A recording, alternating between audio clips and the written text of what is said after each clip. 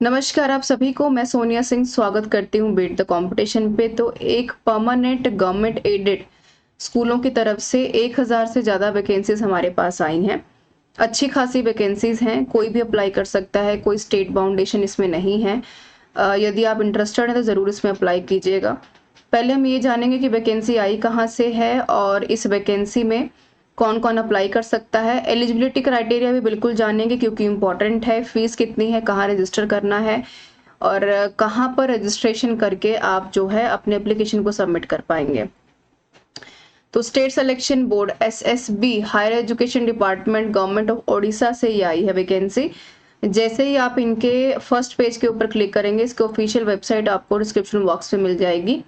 यहाँ पर जाकर के आप जैसे व्यू करेंगे तो व्यू करते के साथ एक नेक्स्ट पेज आपको कुछ इस तरीके का नजर आने वाला है। ठीक है, आई होप कि स्क्रीन क्लियर होगी और आपको ये पूरी तरीके से दिखाई भी दे रहा होगा। ठीक है जी, ये है जो बच्चे रजिस्टर करना चाहते हैं या फिर जो न्यू यूजर हैं। अगर आप एक से ज्यादा फॉर्म भरना चाहते हैं तो 11 तारीख से फॉर्म भरने की जो डेट्स हैं वो शुरू हो चुकी हैं।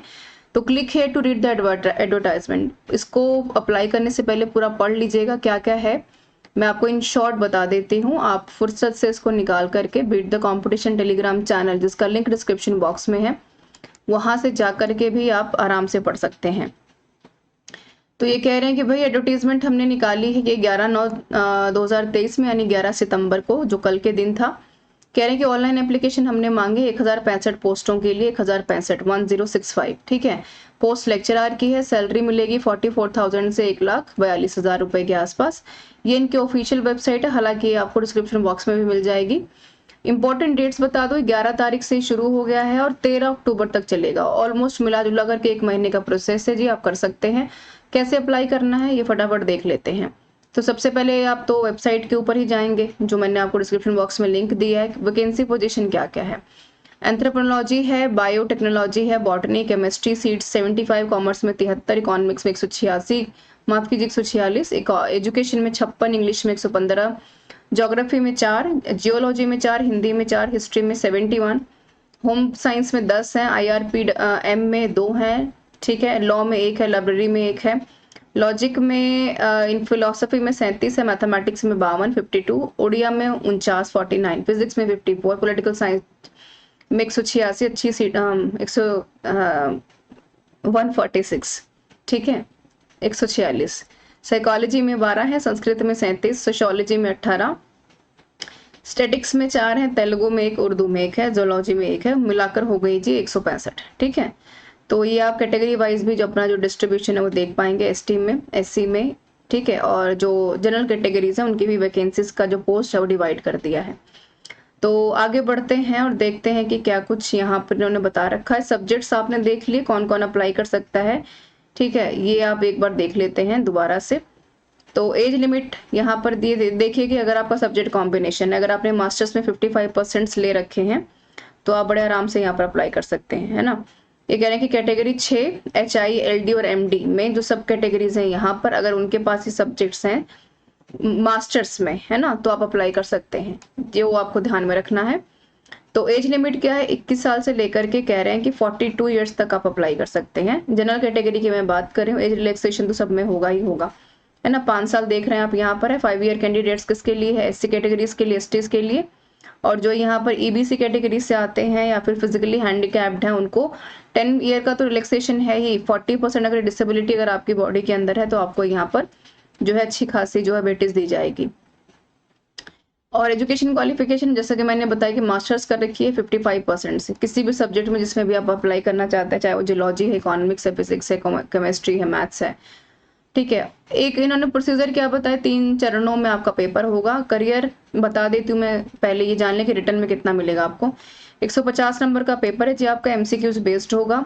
एक सवाल होगा आपका 1.5 नंबर का, ये आप देख पा रहे होंगे। गलत करके आएंगे तो 1 नंबर कट जाएगा, 0.5 मार्क्स, आधा नंबर कटेगा, ठीक है।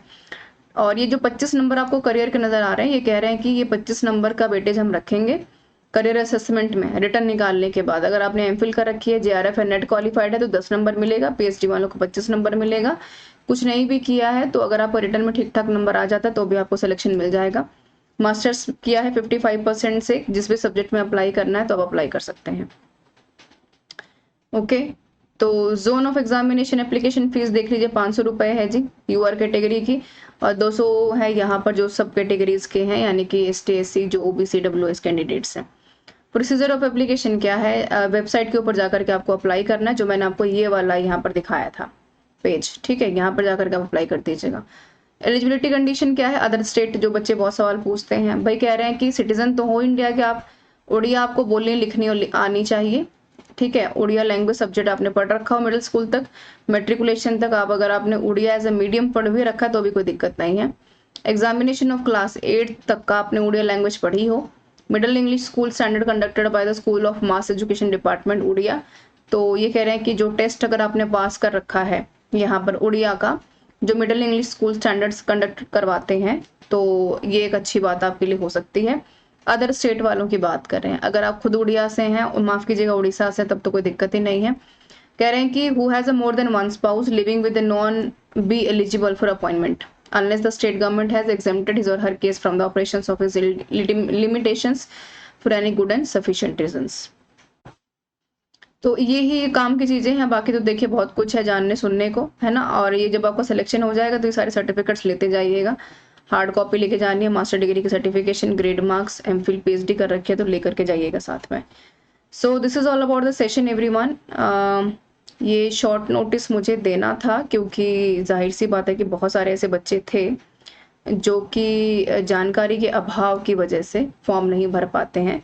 फर्क नहीं पड़ता कि स्टेट कहाँ है नहीं है, अगर आप नौकरी लेने के इच्छुक हैं, अगर आपके रडार में है, चीजें रीच में है, तो मौका मत गवाइएगा। उड़ीसा की खास बात यह है कि बहुत ज़्यादा यहाँ पर जो है, आप सबको पता है कि थोड़ा सा ज़्यादा नहीं, शिक्षा का थोड़ा सा अभाव है, तो इतनी जो है एलिजिबिलिटी बहुत जल्दी कैंडिडेट्स की नहीं बन पाती, तो मौका मिल जाता है ना। तो अगर आप आसपास हैं उड़ीसा के या उड़ीसा जाने में दिलचस्पी रखते हैं तो इसको भर दीजिएगा, ठीक है। बाकी इन्होंने सेंटर तो हर जगह बनाएंगे ही बनाएंगे, अदर स्टेट वाले भी अप्लाई कर सकते हैं।